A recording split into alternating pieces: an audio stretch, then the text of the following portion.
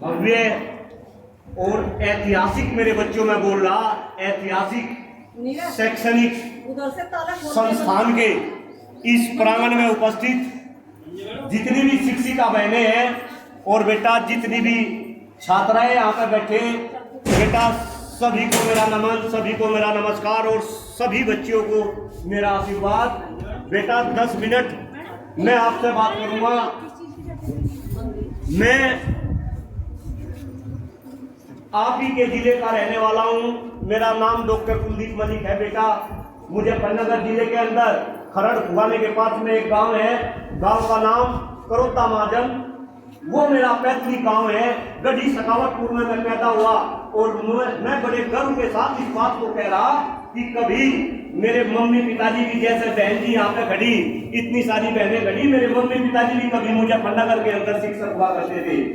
फिलहाल मैं ग्रेटर नोएडा के अंदर ITS इंजीनियरिंग कॉलेज में कंप्यूटर विभाग में प्रोफेसर हूँ। मेरी धर्मपत्नी डॉक्टर प्रियंका मलिक, वो अमेठी यूनिवर्सिटी के अंदर प्रोफेसर है मैनेजमेंट डिपार्टमेंट में। और बेटा महत्वपूर्ण ये नहीं कि मेरे मम्मी पिताजी शिक्षक थे, हम भी पति पत्नी शिक्षक है। महत्वपूर्ण ये है कि हम इस देश के लिए 4 मुद्दों को लेकर काम कर रहे हैं। बेटा इस देश की, या मैं बोलूं 4 बहुत गंभीर समस्या है जिनको लेकर हम पूरे देश में काम कर रहे हैं। और मेरे बच्चे, वो समस्या है, सबसे पहली समस्या है इस देश का खराब होता हुआ पर्यावरण। मेरे साथ में सबको सुरताल मिलानी पड़ेगी सारी बच्चों को। पहली समस्या है इस देश का खराब होता हुआ पर्यावरण। दूसरी समस्या है हम सभी का गिरता हुआ स्वास्थ्य। दूसरी समस्या है हम सभी का गिरता हुआ स्वास्थ्य। तीसरी समस्या है इस देश की बद से बदतर होती शिक्षा व्यवस्था। तीसरी समस्या है इस देश की बद से बदतर होती शिक्षा। और चौथी समस्या है मेरी बच्चियों, इस देश की बढ़ती हुई जनसंख्या। अरे वाह मेरे बच्चियों, जोरदार तालियां बच्चों के लिए। इन 4 समस्याओं को लेकर डॉक्टर कुलदीप मलिक पूरे हिंदुस्तान में घूम रहा बेटा। लेकिन फिलहाल जो 10 मिनट का समय है, मैं लास्ट की 2 समस्याएं आज डिस्कस नहीं करूंगा। मैं केवल और केवल पर्यावरण और स्वास्थ्य की बात आपके बीच में करूंगा। और मुझे ये उम्मीद है कि जो मेरे विचार है, ये विचार मैं आपके बीच में क्यों रख रहा, अब ये भी क्वेश्चन है, क्योंकि मुझे पता है मेरी बच्चियों, आने वाले टाइम में मेरे बच्चे, आप में से ही कोई देश की प्रधानमंत्री बनेगी, आप में से ही कोई सूबे की मुख्यमंत्री बनेगी, आप में से ही कोई बच्ची अच्छी डॉक्टर बनेगी, कोई अच्छी इंजीनियर बनेगी, कोई अच्छी ब्यूरोक्रेट्स बनेगी। यानी कि इस देश को चलाने वाली मेरी बच्ची कौन होंगी? आप होंगी। मेरे बच्चों, आप में से ही कोई इंदिरा गांधी बनेगी, आप में से ही कोई कल्पना चावला बनेगी, आप में से ही कोई गिरीश फोगाट बनेगी। तो जब आपका समय आएगा, कम से कम तब आप इन समस्याओं का निदान करें, ये मेरी आपसे प्रार्थना है।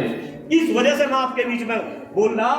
मेरी बच्चियों, आपको पता होगा जो हमारा शरीर है, हमारे शरीर के लिए सबसे महत्वपूर्ण क्या है? क्या है सबसे महत्वपूर्ण? जो हम शरीर के अंदर ले रहे वायु, सबसे महत्वपूर्ण है हवा, ऑक्सीजन। इसके बाद जल। क्या नाम बच्ची का है? भाई जोरदार तालियां इस बच्ची के लिए देख रहे। बच्ची ने बताया सबसे महत्वपूर्ण हवा, इसके बाद पानी और इसके बाद दूसरे खाद्य पदार्थ। लेकिन मेरी बच्ची, बेटा ध्यान से सुनेंगे, आज जिस देश में हम रह रहे, उस देश की हवा सांस लेने लायक नहीं है। इस देश का पानी पीने लायक नहीं है। इस देश में जो खाद्य पदार्थ हम खा रहे हैं वो खाने लायक नहीं है। और मेरे बच्चियों, यही कारण है कि आज हम सभी का स्वास्थ्य भी अच्छा नहीं है। मेरे बच्चों, मैं पूरे हिंदुस्तान में जब घूमता हूँ, खास तौर से जब युवा बच्चे और बच्चियों के बीच में जाता हूँ, तो मैं ये क्वेश्चन हमेशा करता हूँ। यहाँ पे भी कम से कम 500-800 बच्ची मेरे सामने बैठी, कौन ऐसी बच्ची है, और मुझे पता कोई बच्ची मेरे सामने झूठ नहीं बोलेगी। कौन ऐसी बच्ची है जो हाथ ऊपर करके ये कहेगी कि मैं 100% स्वस्थ हूँ? स्वस्थ का मतलब है शारीरिक रूप से स्वस्थ, मानसिक रूप से स्वस्थ और आध्यात्मिक रूप से स्वस्थ। मुझे पता कि आपको आध्यात्मिक स्वस्थ का क्या मतलब है ये नहीं पता होगा, लेकिन शारीरिक और मानसिक स्वस्थ का तो पता है ना? है कोई बच्ची जो ये कहे कि सर मैं स्वस्थ हूँ, झूठ नहीं बोलना, जांच होगी जरा। अगर कोई बच्ची बोलेगी मैं स्वस्थ हूँ तो जांच होगी। है कोई बच्ची?